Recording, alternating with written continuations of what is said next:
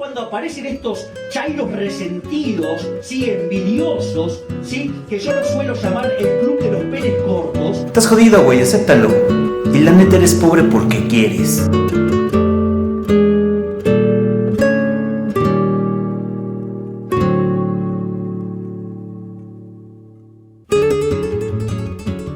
Imagínate la vida de un hombre promedio que nació y creció en una zona urbana promedio de algún lugar de América Latina. Su formación, como la de muchos, está ligada al fútbol, a los automóviles, a las chicas guapas y a la idea normativa de éxito.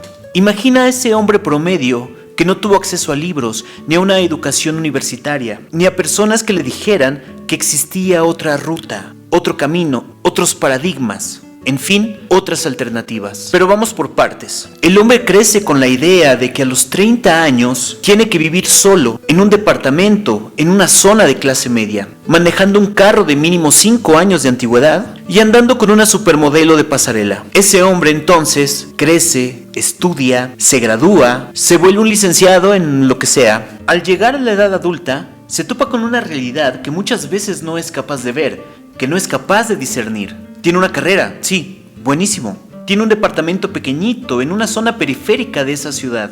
Tiene un carro de no más de 5 años de antigüedad, que lo está pagando a plazos. Y un trabajo estable. Espera, hasta aquí esto parece una utopía, pero existe. En realidad existen estos casos. El precio por ese nivel de vida, que apenas raya el umbral de la clase media, es entregar la vida al trabajo. No hay más, solo trabajar y ya. Y en este punto estamos hablando de una población privilegiada que representa un porcentaje muy pequeño respecto a la gran masa de trabajadores. Ahora bien, imagínate que ese hombre no logró el trabajo soñado, que sí tiene una casita de interés social, pero a más de 20 kilómetros de su lugar de trabajo, que tiene un carrito que apenas puede costear y que gana menos de la mitad de lo que gana el caso anterior. Y ojo, estamos hablando de un profesionista. ¿Nos vamos para más abajo o ya quedó claro? Los demás, la gran mayoría, vive con un salario mínimo o menos. No piensa en una carrera universitaria, ni en el éxito. Piensa únicamente en qué comerá mañana su familia. ¿Piensas que estas historias hablan de hombres exitosos o de hombres fracasados?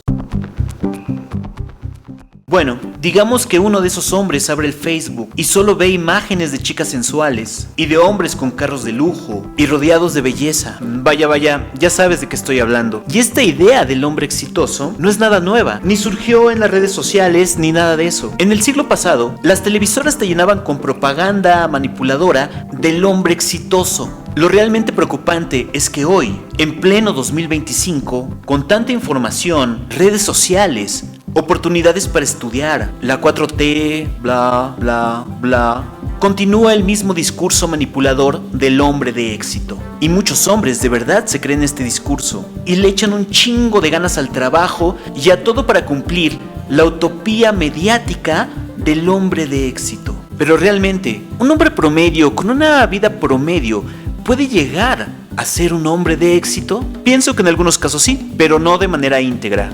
Me explico. La riqueza proviene de dos fuentes originales, el trabajo y el consumo. Todo aquel que trabaja, ya sea en el campo, en las fábricas o en las industrias, ya sea como prestador de servicios, como profesionista, genera algo que se puede vender. Ese producto o servicio tiene un valor más allá de su costo de producción. El producto se vende y se desecha. Y así inicia y se cierra un ciclo que se regenera constantemente, produciendo valor y dinero. Dale, no soy economista ni pretendo serlo. Lo que sí hay que tener claro es que en el proceso de producción, quien genera la riqueza es el trabajador. Y no solo hablo del obrero, sino de todas las personas, mujeres y hombres, que realizan alguna actividad económica. Esta actividad, por mínima que sea, representa un pequeño engrane que mueve a toda la maquinaria de la producción. Es decir, que la producción depende del trabajo de todos y cada una de las personas que trabajan, no de quienes parasitan el trabajo ajeno. Y bueno, el trabajador, en tanto que es un pequeño engrane de toda esta maquinaria, no produce lo suficiente como para hacerse rico con el solo producto de su trabajo, como lo refiere Adam Smith en La riqueza de las naciones. Y aún más, una parte importante del producto del trabajo se lo queda el patrón. Este último sí se hace rico, pero esa riqueza no es el producto de su solo trabajo, sino de la recaudación del trabajo en masa de todos aquellos que trabajan para él. No importa si el patrón trabaja o no, la maquinaria funciona y él se queda con el plusvalor del trabajo. Esta práctica es el núcleo del capitalismo desde sus inicios y concebido hasta el siglo XIX, el siglo XX. Adam Smith dice que el trabajador por sí mismo no puede acumular riqueza con el solo producto de su trabajo, que para acumular riqueza es necesario granjear el trabajo de los demás. Y esto se repite en todas las clases, en las carreras de administración de empresas y gestión de negocios. Y está tan enraizada y tan aprendida que los gurús como el Carlos Muñoz y otros como él preguntan así muy frescos: ¿ya se hicieron ricos con el trabajo de los demás? Ante esta idea de venir en sistema, cabe señalar una cosa: el empresario depende más del trabajador que el trabajador del empresario. Este último sobra de manera despectiva, pero es quien se lleva la renta. Y habrá quien diga: pero si el empresario es el que pone el capital inicial, es el que se arriesga. Bueno, eso en México hay que preguntárselo a todos los beneficiados de las privatizaciones masivas en los sexenios desde Miguel de la Madrid Hurtado hasta Enrique Peña Nieto, poniendo principal énfasis en el sexenio de Carlos Salinas de Gortari, donde entra el tío Richie y por el cual Carlos Slim llamó estúpidos a los premios Nobel de Economía, Acemoglu y Robinson, por mostrarlo en su libro ¿Por qué fracasan los países? Y hay que preguntarles también a todos los beneficiados de ese gran fraude que se vivió a finales de los 90 llamado el Fobaproa, que seguimos pagando. Entonces, no, los más grandes empresarios de México han parasitado al Estado y al trabajador como los Cordyceps parasitan a las hormigas.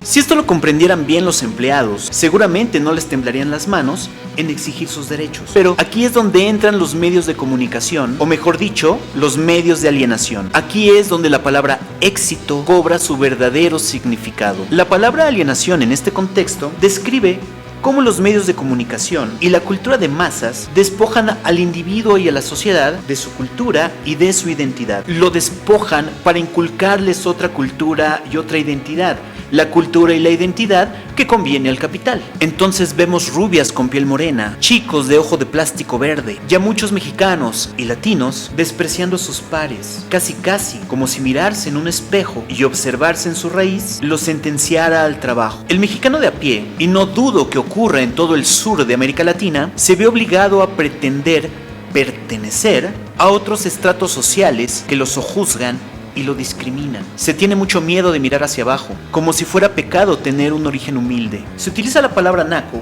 para discriminar a quien está fuera de esa pretensión de aristocracia y buen gusto, como si esas palabras no fueran antónimos. Es decir, discriminan a sus pares, a quienes en su delirio alienante perciben como diferentes, como fracasados, morenitos, chaparritos, gorditos, con quienes les daría pena que los vieran, aunque compartan el mismo fenotipo, la misma raíz, la misma cultura, la misma clase social, la misma identidad, incluso hasta el mismo código postal. Son pobres sintiéndose clase media, aunque ganan el salario mínimo, y lo disfrazan comprándose teléfonos inteligentes que van a pagar durante los próximos 4 años en mensualidades pequeñitas y a plazos forzosos, solo para pretender pertenecer a una clase social que jamás los va a voltear a ver, porque dicha clase social, desde su propio lugar, sufre de la misma alienación, con la diferencia de que ellos aspiran ya no de ser clase media, porque ya lo son, sino a pertenecer a las clases altas. En este sentido, la cultura de la alienación del individuo, sujetado por una cultura impuesta, solo vive para tener el éxito que le ha inculcado la cultura neoliberal,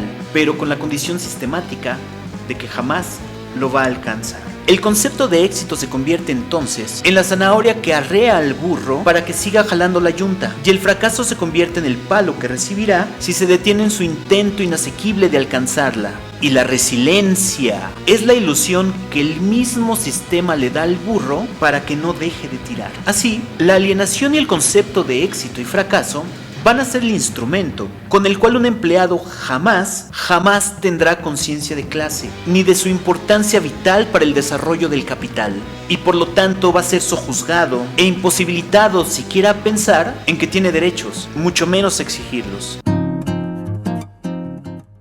Entonces, el concepto de éxito y de fracaso realmente no existen. Puede existir la equivocación, el error, el que no te salgan las cosas como tú quieras. Es parte del devenir, es decir, que por regla general, en cualquier lugar del mundo, las cosas nunca van a salir como las planeaste. No quiero decir que no planees, quiero decir que estés abierto a los cambios inesperados, a la contingencia, a la ley de Murphy. Pero ese sentimiento inculcado sistemáticamente desde el poder económico para sojuzgarte y destruirte moralmente, llamado fracaso, realmente no existe. Y no existe porque tampoco existe su contrario, el éxito. Fíjate bien en los hombres de éxito, y ninguno logró tenerlo mediante su propio trabajo, sino mediante la corrupción y el saqueo del plusvalor de sus empleados. Así que mejor tómate unas heladas, disfruta del fútbol y que el patrón se vaya a la mierda.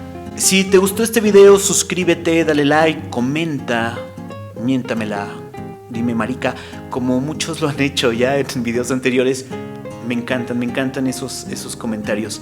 Si te gustó este video, realmente suscríbete. Muchas gracias.